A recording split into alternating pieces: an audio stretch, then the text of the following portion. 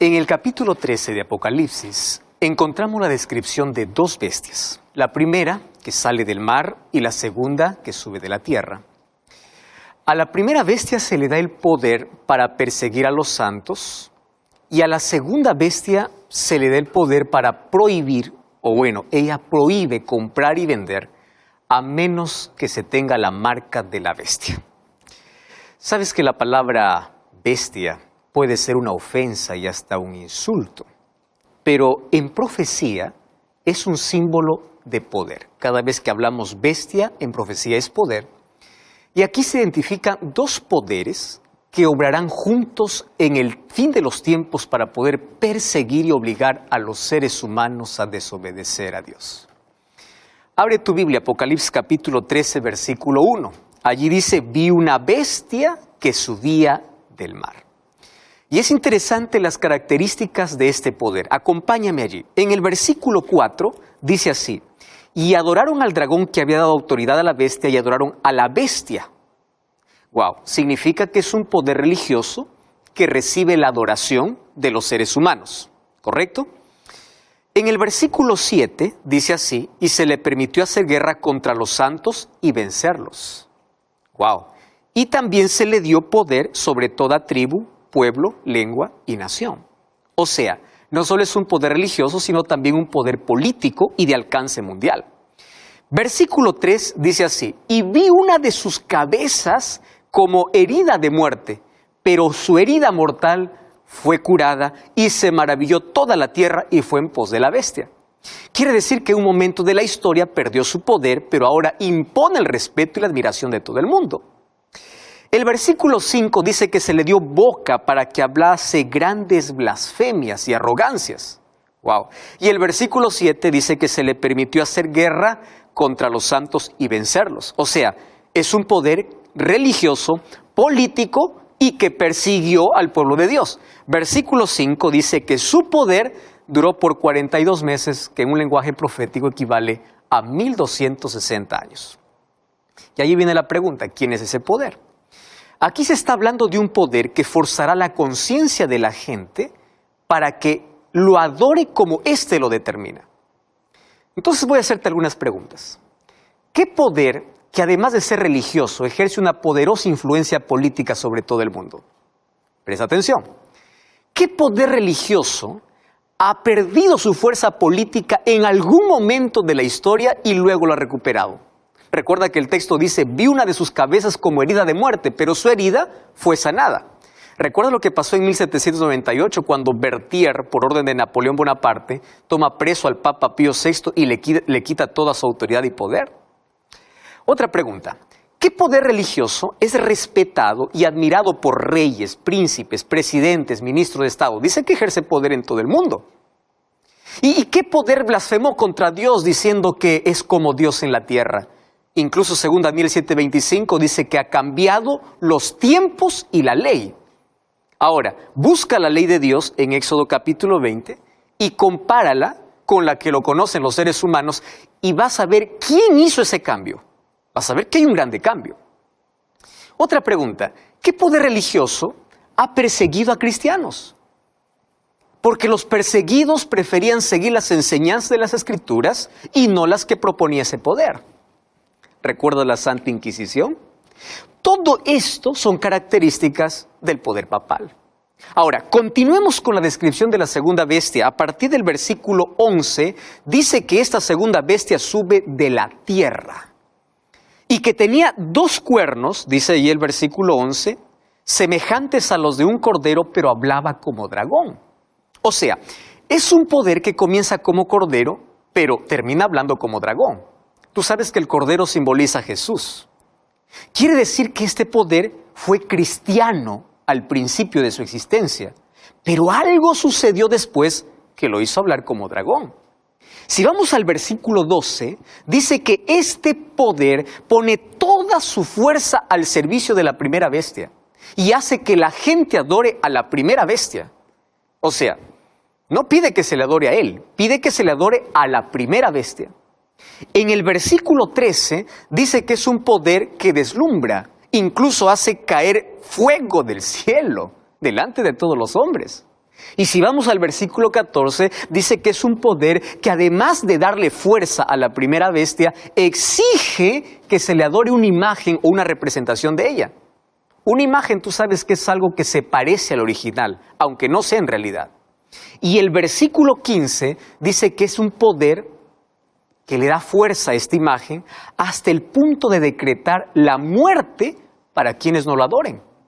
Y el versículo 16 y 17 es tan enigmático, porque ordena poner la marca de la bestia sobre todo el mundo para que nadie pueda comprar ni vender a menos que no tenga la marca. Entonces, ¿quién es ese poder? Aquí vamos a algunas preguntas. ¿Existe algún país poderoso en el mundo que en los comienzos de su historia fuera una nación cristiana? Una nación estudiosa de las Escrituras, defensora de la libertad, de acuerdo a la conciencia, o sea, hablaba como cordero. ¿Existe un país poderoso que, habiendo tenido ese origen, se fue convirtiendo con el tiempo en una nación secularizada? Y hoy es la cuna de toda clase de ideologías y filosofías que no pasan de ser la voz disfrazada del dragón, como dice aquí la Biblia. ¿Cuál es ese país que deslumbra por su tecnología, su poderío militar y que la historia presenta como el único país que un día se atrevió a hacer caer literalmente fuego del cielo, destruyendo así a otras ciudades? Ahora, hasta aquí es fácil identificar también este segundo poder, porque está hablando de Estados Unidos de América en la profecía. Pero ¿sabes qué? La Biblia menciona otras características que se cumplirán en el futuro muy cercano. ¿Qué cosa es lo que todavía no se ha cumplido? Es que este país acogerá un día de la semana como símbolo del primer poder mencionado en el capítulo 13. Y este país va a exigir que todo el mundo adore a Dios en ese día y aquellos que no lo obedezcan no podrán comprar ni vender. Y Apocalipsis capítulo 13, versículo 18 dice, aquí hay sabiduría. El que tiene entendimiento cuente el número de la bestia, pues es número de hombre, y su número es 666. Y aquí aparece este misterioso número 666 que ha producido toda clase de especulaciones. Código de barras, la vacuna, un microchip en la piel. ¿Sabes que en la Biblia el número 7 es símbolo de perfección? Dios bendijo el séptimo día de la semana y le dio el carácter sagrado. El número 7 en la Biblia aparece 323 veces y en todas ellas se refiere a Dios, a sus obras de misericordia y de juicio. El número 7 es símbolo de Dios, es símbolo de su poder, es símbolo de su gobierno. Pero el número 6 aparece 92 veces en la Biblia. Y en todas las referencias tiene que ver con el hombre, con sus obras, con su herencia, con su destino. Y la Biblia dice que el hombre fue creado en el sexto día. Y a partir de ese momento el número 6 fue el símbolo de hombre y su relación con su imperfección. Entonces aquí el número 6 es repetido 3 veces. Si el 6 es el símbolo del hombre, quiere decir que aquí existe un poder desesperado, que en su desesperado intento humano quiere alcanzar la perfección divina. Un poder que pretende ser Dios pero no lo es. Un poder que exige que los seres humanos lo adoren, pero solo es un poder humano. Y su engaño consiste en pretender que los hombres acepten lo humano como si fuera divino. Intenta tranquilizar la conciencia de los hombres, haciéndoles creer que sirven a Dios, cuando en realidad son súbditos del enemigo disfrazados de un poder religioso.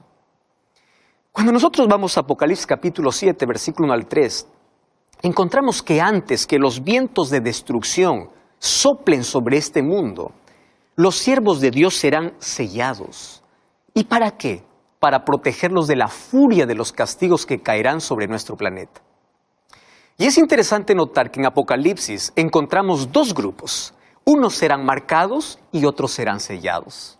Mientras un poder coloca una marca en la frente y en la mano, en el capítulo 7 también se sella en la frente a los hijos de Dios. Entonces, al llegar a este punto, allí surge la pregunta, ¿qué es la marca de la bestia y cuál es el sello de Dios? Recuerda que quienes reciben el sello de Dios es para protegerlos de la destrucción. En cambio, en Apocalipsis capítulo 14, 9 y 10 dice que si alguno adora a la bestia y a su imagen y recibe la marca en su frente o en su mano, beberá del vino de la ira de Dios. Y para saber qué es la marca de la bestia es necesario identificar primero cuál es el sello de Dios, porque la marca de la bestia será contrario al sello de Dios. Un sello generalmente sirve para identificar a alguien o algo. El sello contiene un nombre, atributos, autoridad y el carácter del dueño del sello. O sea, en el sello de Dios deberíamos encontrar su nombre, su título y el fundamento de esa autoridad, que es su ley. Ahora, tras el sello de Dios está el deseo de salvar, pero tras la marca de la bestia está la intención de destruir.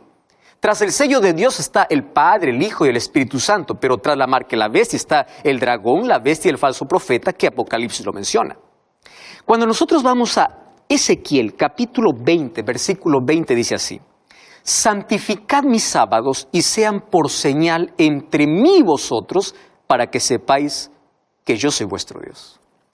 Tú podrás decir, este versículo es para el pueblo de Israel. Mas el sábado ya vimos en los programas anteriores que no es para el pueblo de Israel. Nosotros ya vimos esto en los programas anteriores, que no se trata del pueblo de Israel. Ahora, si tú te das cuenta, aquí la Biblia está hablando que hay una señal. Y esta señal es para el pueblo de Dios. El sábado no fue hecho para los judíos, sino fue hecho para toda la humanidad. Y si tú analizas la Biblia, descubrirás que en la historia Dios siempre tuvo su iglesia constituida por sus hijos que están dispuestos a obedecer su voluntad. Pero también siempre hubo seres humanos que quisieron seguir sus propios caminos y rechazaron la voz de Dios. ¿Te acuerdas de Caín y Abel?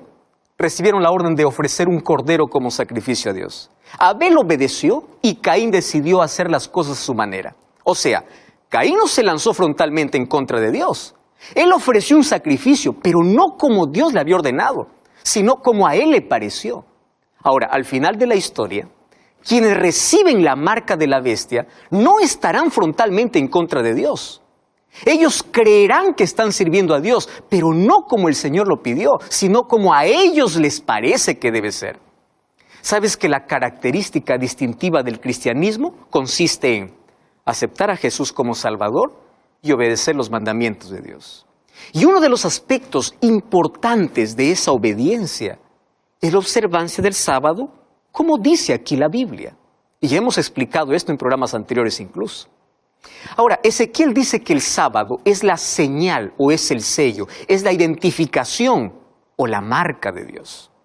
Tú puedes burlarte y decir que el sábado no era para Israel. No puede ser, porque el sábado se instituyó en la creación cuando no existía el pueblo de Israel. El sábado era la señal del pueblo de Dios. Ahora, el remanente espiritual de Israel es el cristianismo. Son aquellos que aceptaron a Jesús como Salvador, aceptaron su gracia, mas también son fieles y obedientes a los mandamientos de Dios. ¿Qué cosa incluye? La observancia del sábado. Y es por eso que reciben la señal en su frente. Ahora, aparece el enemigo de Dios y trata de imponer su propia manera de adorar y obedecer. Mira, el diablo es muy astuto. Si no consigue que tú niegues la existencia de Dios o rechaces a Dios, el diablo intentará que tú obedezcas de manera equivocada. ¿Recuerdas en el jardín del Edén? Dios dijo, si ustedes tocan de este fruto prohibido morirán. Aparece el diablo y dice, no morirán. En la ley de Dios está, acuérdate del día sábado para santificarlo. Viene el diablo y dice, no es necesario que sea sábado, puede ser domingo. ¿Recuerdas que a Caín le dijo, no es necesario que ofrezcas un cordero, puedes ofrecer los frutos de tu campo? O sea, no es necesario hacer las cosas como Dios pide. Tú puedes hacer lo que mejor te parezca. Y justamente allí está el peligro. Pensar que estás sirviendo a Dios cuando no es así. Pensar que estás obedeciendo cuando estás realmente obrando en contra de la voluntad de Dios. Mira, busca en tu Biblia y trata de encontrar una sola declaración que diga que el sábado no es más el día del Señor, que fue cambiado por otro día, por el domingo. Entonces tú te preguntas, ¿por qué entonces la gente guarda otro día que no es el sábado? Ahora, nosotros ya vimos en el programa anterior argumentos de cómo apareció en la historia y que ese cambio fue humano, no fue divino. Ahora, si el sábado es el sello o la señal de Dios, ¿cuál la marca de la bestia? Recuerda que en Apocalipsis 13 se habla de un poder político y religioso y también de un país poderoso, diciendo a los habitantes de la tierra que hagan una imagen a la bestia. Una imagen es una representación de algo. Ahora, ¿cuál es el poder que está detrás del domingo como día de reposo? Apocalipsis capítulo 13 dice que ese poder hará que todos, chicos y grandes, ricos y pobres, se pongan la marca en la mano derecha o en la frente para que nadie pueda comprar o vender si no tiene la marca en su, o la marca en su mano, en su frente. Ahora, aquí la profecía indica que llegará el momento, un momento en la historia de este mundo, cuando los que guardan el sábado no podrán comprar ni vender. Tú podrás preguntar, esto es un delirio, esto es una fantasía. Veamos lo que pasa hoy mismo. Hoy estamos viviendo en tiempo de libertad religiosa. Tú ya viste cómo muchos jóvenes que observan el sábado no pueden rendir sus exámenes universitarios que no sea otro día cuando cae en sábado. Y eso que estamos viviendo en libertad. ¿Tú ves cuánta gente pierde el derecho a trabajar porque no le pueden dar el día sábado libre? Solo que esto no es un asunto que se limita a una cuestión acerca de sábado o domingo. El tema de fondo es obediencia y adoración. En Apocalipsis capítulo 14, versículos 6 y 7, vemos que se levanta un grupo de personas simbolizadas por el ángel que proclama en voz alta el evangelio eterno, porque el evangelio no cambia. Siempre ha sido salvación por la gracia de Cristo y obediencia a los mandamientos de Dios. Y este grupo dice, temed a Dios y dadle gloria, porque la hora de su juicio ha llegado. Adorad a aquel que hizo el cielo, la tierra, el mar y las fuentes de las aguas. Qué curioso, está en el último libro de la Biblia. Compara esto con el cuarto mandamiento. Éxodo 20:11. Dice, porque en 6 días hizo Jehová los cielos y la tierra, el mar y todas las cosas que en ellos hay, y reposó el 7º día. Por tanto, Jehová lo bendijo y lo santificó. ¿Te parece coincidencia que el último llamado que Dios hace a la humanidad contiene casi las mismas palabras que Él pronunció cuando declaró que el sábado es un día santo? Por eso es que el último llamado dice algo más. Apocalipsis capítulo 14, versículo 9 dice, si alguno adora a la bestia y a su imagen y recibe la marca en su frente o en su mano, él también beberá del vino de la ira de Dios. Pero en el capítulo 18, versículo 4 dice, salí de ella, pueblo mío, es un llamado de Dios.